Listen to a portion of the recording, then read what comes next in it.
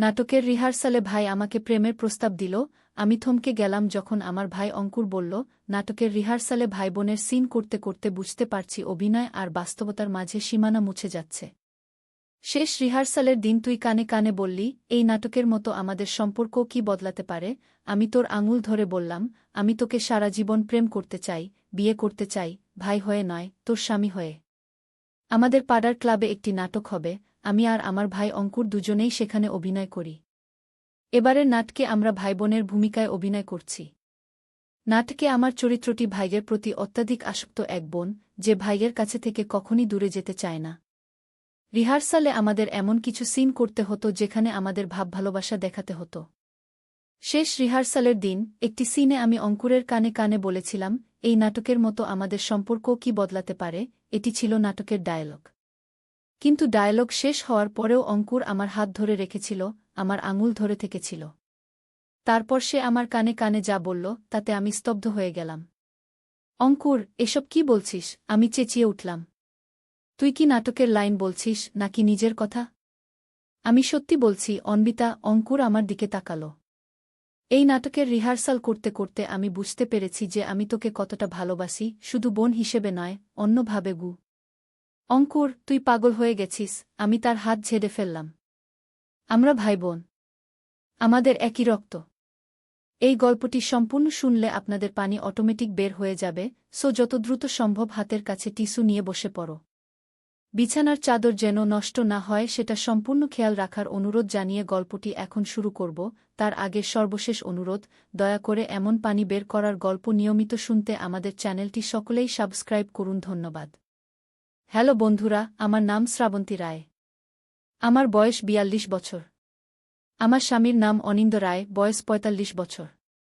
আমাদের ২ সন্তান, অর্ণব আর দীপা। অর্ণব ১৯ বছর বয়সী, কলেজে পড়ে। দীপা ১২ বছর বয়সী, স্কুলে যায়। আমাদের জীবন খুব সাধারণভাবেই চলছিল। আমি একটি কলেজে অধ্যাপনা করি, আর আমার স্বামী একটি বড় কোম্পানিতে ম্যানেজার হিসেবে কাজ করে।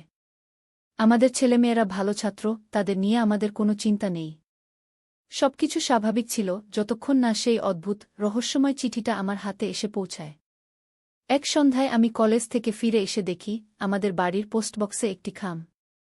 খামের উপর শুধু আমার নাম লেখা। কোনো ঠিকানা নেই, কোনো ফেরত ঠিকানা নেই।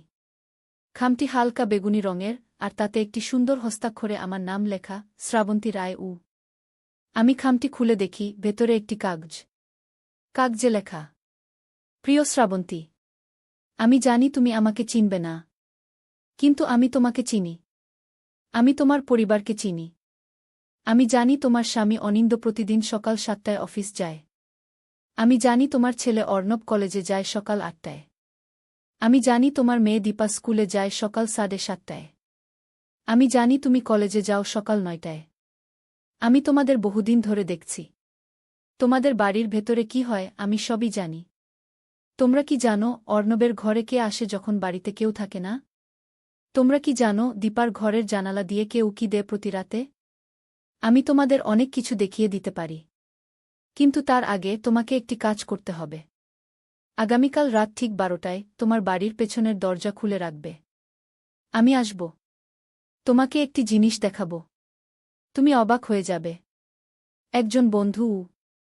এই চিঠি পড়ে আমার সারা শরীর শিউরে উঠল। কে এই লোক? কেন আমাদের দেখছে? এগুলো কি হুমকি? আমার মাথায় নানা চিন্তা ঘুরতে লাগল। আমি অনিন্দকে ফোন করলাম। সে তখন অফিসে। আমি তাকে সব বললাম। সে বলল, শ্রাবন্তী, ঠান্ডা মাথায় চিন্তা করো। এটা কোনো প্র্যাঙ্ক হতে পারে। হয়তো তোমার কোনো ছাত্রছাত্রী মজা করছে। চিন্তা করো না, আমি আজ একটু আগে বাড়ি ফিরছি গু। আমি স্বস্তি পেলাম। হ্যাঁ, হয়তো এটা একটা প্র্যাঙ্কই। আমি বাড়ির দরজা জানালা সব ভালো করে চেক করলাম। সব ঠিকঠাক আছে। সন্ধ্যায় অনিন্দ বাড়ি ফিরল। আমরা আবার চিঠিটা পড়লাম। অনিন্দ বলল, এটা কোনো প্র্যাঙ্ক ছাড়া কিছুই না। তবে সাবধানের মার নেই। কাল আমি অফিস যাব না। বাড়িতেই থাকব। দেখি কে আসে। কিন্তু এটা কি ঠিক হবে? আমি জিজ্ঞেস করলাম। যদি সত্যিই কেউ এসে থাকে? তাহলে বিপদ হতে পারে। না না, আমি পুলিশে খবর দিয়ে রাখব, অনিন্দ বলল। চিন্তা করো না আগে। পরের দিন অনিন্দ অফিসে ফোন করে ছুটি নিল। সকালে ছেলেমেয়েদের স্কুল কলেজে পাঠিয়ে আমরা দুজন বাড়িতে ছিলাম। অনিন্দ বাড়ির সব ঘর ঘুরে দেখল কিছু সন্দেহজনক আছে কিনা, কিন্তু সব স্বাভাবিক। তবে সে একটা জিনিস খেয়াল করল, অর্ণবের ঘরের জানালার কাছে কিছু ছোট ছোট কালো দাগ, যেন কেউ সেখানে দাঁড়িয়েছিল বা বসেছিল। আমরা সিদ্ধান্ত নিলাম রাত 12টায় পেছনের দরজা খুলব না। তবে অনিন্দ একটা ট্র্যাপ সেট করবে। সে পেছনের দরজার কাছে একটা ছোট ক্যামেরা লাগাল, যাতে যদি কেউ সেখানে আসে আমরা তাকে দেখতে পাই। সারাদিন টেনশনে ছিলাম। বিকেলে স্কুল কলেজ থেকে ছেলেমেয়েরা ফিরল। আমরা তাদের কিছু বলিনি, কারণ তাদের ভয় পাওয়ার দরকার নেই। রাত হল। আমরা খাওয়া দাওয়া করে ঘুমোতে গেলাম। অবশ্য ঘুম তো আসবেই না। অনিন্দ তার ফোনে ক্যামেরার ফুটেজ দেখতে পারে। রাত ঠিক 12টা। আমরা দুজনেই জেগে আছি। অনিন্দ ফোনে ক্যামেরার ফুটেজ দেখছে। ঘরের লাইট নিভানো, শুধু ফোনের স্ক্রিনের আলো। হঠাৎ অনিন্দর ফোনে দেখা গেল পেছনের দরজার কাছে একটি ছায়া। কেউ একজন দাঁড়িয়ে আছে। আমার বুক ধক করে উঠল। শ্রাবন্তী, দেখো, অনিন্দ ফিসফিস করে বলল। আমি দেখলাম একটি লোক পেছনের দরজার সামনে দাঁড়িয়ে আছে। তার মুখ দেখা যাচ্ছে না, কারণ সে একটা হুড টেনে দিয়েছে। সে দরজায় নক করল। ও আসছে। আমি ভয়ে কাঁপতে লাগলাম। ভয় পেও না, অনিন্দ বলল। আমি পুলিশকে ফোন করেছি। তারা কাছেই আছে গি।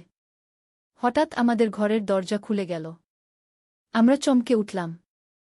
আমার হৃদয় ধড়ফড় করতে লাগল। মা, একটি কণ্ঠস্বর। অর্ণব, অর্ণব, তুমি এখনো জেগে আছো? আমি জিজ্ঞেস করলাম। হ্যাঁ মা, আমি একটা শব্দ শুনলাম। কেউ কি আমাদের বাড়িতে এসেছে? অর্ণব জিজ্ঞেস করল। অনিন্দ ফোনের স্ক্রিন দেখিয়ে বলল, হ্যাঁ দেখো, কেউ একজন আমাদের পেছনের দরজায় এসেছে গি। অর্ণব ফোনের স্ক্রিন দেখে চমকে উঠল। বাবা, এ তো রাজেশ কাকা। রাজেশ কাকা? আমরা দুজন একসাথে জিজ্ঞেস করলাম। রাজেশ আমাদের প্রতিবেশী। একজন ভদ্র, শান্ত মানুষ। কিন্তু সে কেন আমাদের বাড়িতে রাত 12টায় আসবে? হ্যাঁ, আমি ওনাকে চিনি, অর্ণব বলল। ওনার জ্যাকেট আমি চিনতে পারছি গি। এমন সময় আবার শব্দ হল। এবার দীপার ঘর থেকে। দীপা দৌড়ে এসে আমাদের ঘরে ঢুকল।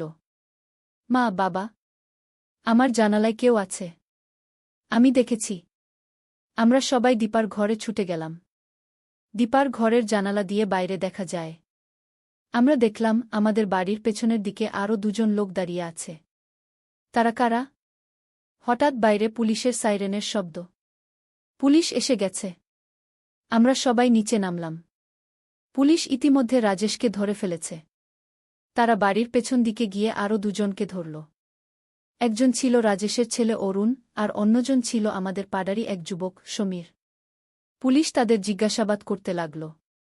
রাজেশ স্বীকার করল সেই চিঠিটা সে লিখেছিল। কিন্তু কেন? আমি আপনাদের ভয় দেখাতে চাইনি, রাজেশ বলল। আমি শুধু আপনাদের সাবধান করতে চেয়েছিলাম। কিছুদিন ধরে আমি দেখছি রাতে কেউ একজন আপনাদের বাড়ির চারপাশে ঘোরাফেরা করে। আমি ভেবেছিলাম আপনাদের একটা ওয়ার্নিং দিই, যাতে আপনারা সাবধান হন গো। কিন্তু তুমি এভাবে আমাদের ভয় দেখালে কেন? অনিন্দ জিজ্ঞেস করল। সোজা বলতে পারতে। আমি জানতাম আপনারা বিশ্বাস করবেন না, রাজেশ বলল। আমার ছেলে অরুণ প্রথমে সেই লোকটাকে দেখেছিল। আমরা আজ রাতে তাকে ধরার জন্য ওয়েট করছিলাম গো। কিন্তু সে কে? আমি জিজ্ঞেস করলাম। সে অন্য কেউ নয়, সমীর, রাজেশ দেখাল। সে আপনাদের বাড়ির আশেপাশে ঘোরাফেরা করত।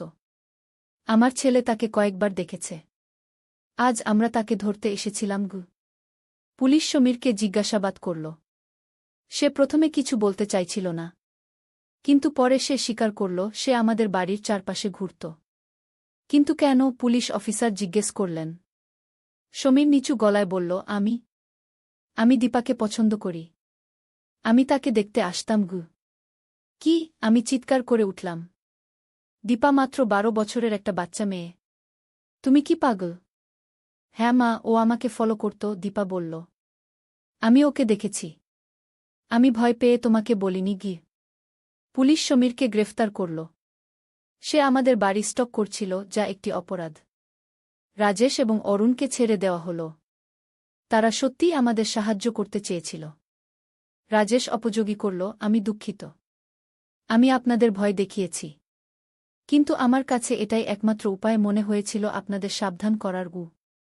না না, আমরা আপনাকে ধন্যবাদ দিতে চাই, অনিন্দ বলল। আপনি আমাদের সাহায্য করেছেন। পরের দিন সকালে আমরা বসে সব আলোচনা করলাম। এই ঘটনার পর আমরা আরও সাবধান হওয়ার সিদ্ধান্ত নিলাম। অনিন্দ বাড়িতে সিসিটিভি ক্যামেরা লাগানোর সিদ্ধান্ত নিল। মা, বাবা, তোমাদের জানা দরকার, অর্ণব ধীরে ধীরে বলল। আমি অনেকদিন ধরে অনুভব করছিলাম যে কেউ আমাদের বাড়ির চারপাশে ঘোরে। আমি রাতে দেখতাম আমার জানালার বাইরে কেউ দাঁড়িয়ে আছে। আমি ভেবেছিলাম এটা আমার কল্পনা। কিন্তু এখন বুঝতে পারছি এটা সমীরই ছিল। তাহলে সেই চিঠিতে যা লেখা ছিল সব সত্যি? আমি জিজ্ঞেস করলাম। অর্ণবের ঘরে কেউ আসত? না, সেটা মিথ্যা, রাজেশ জানাল। আমি আপনাদের ভয় দেখাতে সেসব লিখেছিলাম। কিন্তু সমীর সত্যিই আপনাদের বাড়ির চারপাশে ঘুরত। এই ঘটনার পর আমাদের পাড়ায় একটা মিটিং ডাকা হল। সবাই ঠিক করল আমরা সবাই মিলে একটি কমিউনিটি ওয়াচ গ্রুপ তৈরি করব, যাতে এরকম ঘটনা আর না ঘটে। পরে জানতে পারলাম সমীর মানসিকভাবে অসুস্থ ছিল। তার পরিবার তাকে চিকিৎসা করাচ্ছে। আমরা তার জন্য প্রার্থনা করি যেন সে সুস্থ হয়ে উঠে। এই ঘটনা আমাদের পরিবারকে আরও কাছাকাছি নিয়ে এলো।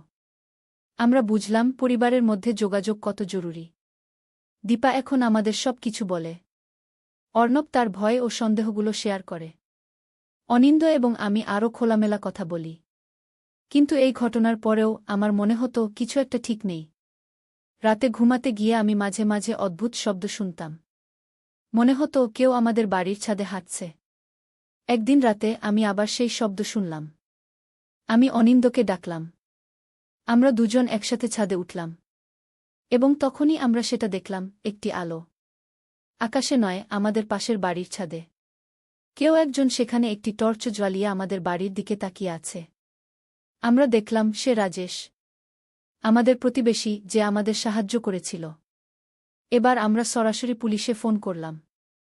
কিন্তু এবার আমরা রাজেশের বাড়িতে যাওয়ার আগেই পুলিশকে ফোন করলাম। পুলিশ দ্রুত এসে রাজেশকে ধরল। রাজেশকে জেরা করার সময় আরও অনেক তথ্য বেরিয়ে এলো। আসলে সমীর রাজেশের ভাইপো ছিল। রাজেশ নিজেই সমীরকে আমাদের বাড়ির আশেপাশে ঘুরতে বলেছিল। তার উদ্দেশ্য ছিল আমাদের ভয় দেখিয়ে এই বাড়ি ছেড়ে দেওয়া। কিন্তু কেন? অনিন্দ জিজ্ঞেস করল। আমরা তো আপনার কোনো ক্ষতি করিনি। রাজেশ নিচু গলায় বলল, এই বাড়িতে একটা সম্পত্তি লুকানো আছে। সম্পত্তি? আমি অবাক হয়ে জিজ্ঞেস করলাম। হ্যাঁ, রাজেশ বলল। আপনারা যে বাড়িতে থাকেন সেটা আগে আমার দাদার ছিল।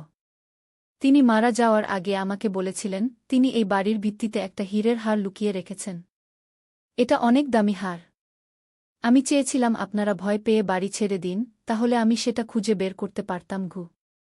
পুলিশ রাজেশকে গ্রেফতার করল। তারপর পুলিশের সাহায্যে আমরা সেই হারটি খুঁজতে শুরু করলাম। আমরা সবাই, অনিন্দ, আমি, অর্ণব এবং দীপা, বাড়ির প্রতিটি কোণা খুঁজে দেখতে লাগলাম। অনেক খোঁজাখুঁজির পর দীপা একটি আবিষ্কার করল। আমাদের বাড়ির রান্নাঘরের মেঝের এক কোণায় একটি ইট আলগা ছিল। দীপা সেটা তুলল এবং দেখা গেল তার নিচে একটি ছোট বক্স রয়েছে। বক্সের মধ্যে সেই হীরের হার। এটা তো অসম্ভব সুন্দর, দীপা চিৎকার করে উঠল। পুলিশ সেই হারটি নিয়ে গেল। তারা জানালো এটি একটি ঐতিহাসিক হার, যা কোনো মিউজিয়াম থেকে চুরি হয়েছিল ২০ বছর আগে। রাজেশের দাদা ছিলেন একজন চোর, যিনি এই হার চুরি করেছিলেন। তারপর তিনি এটি লুকিয়ে রেখেছিলেন এই বাড়িতে, যেটা তখন তার ছিল। পুলিশ আমাদের বলল হারটি মিউজিয়ামে ফেরত দেওয়া হবে। কিন্তু যেহেতু আমরা এটি খুঁজে বের করেছি, তাই মিউজিয়াম আমাদের একটি পুরস্কার দেবে। সেই পুরস্কারের অর্থ দিয়ে আমরা আমাদের বাড়িটি নতুন করে সাজালাম। আমরা আরও ভালো সিকিউরিটি সিস্টেম লাগালাম, যাতে এরকম ঘটনা আর না ঘটে। এই ঘটনার কয়েক মাস পর একদিন সকালে আবার একটি চিঠি এলো। এবার চিঠিতে লেখা ছিল, প্রিয় শ্রাবন্তী এবং পরিবার, আমি তোমাদের ধন্যবাদ জানাতে চাই। তোমাদের কারণেই সেই ঐতিহাসিক হার আবার মিউজিয়ামে ফিরে গেছে। আমি ঐতিহাসিক জিনিসপত্রের গবেষক এবং এই হারটি খুঁজছিলাম বহুদিন ধরে। আমি জানতাম এটি রাজেশের দাদার কাছে ছিল, কিন্তু তিনি কোথায় লুকিয়েছিলেন তা জানতাম না। আমি তোমাদের আরেকটি রহস্য সম্পর্কে সাবধান করতে চাই। তোমাদের বাড়িতে আরও একটি রহস্য লুকানো আছে। আমি জানি না সেটা কি, কিন্তু আমি জানি সেটা তোমাদের ছাদের উপরে কোথাও আছে। সাবধানে থেকো। একজন বন্ধু। এই চিঠি পড়ে আমরা আবার রহস্যের মধ্যে পড়লাম। আবার আমাদের বাড়িতে কি লুকানো আছে?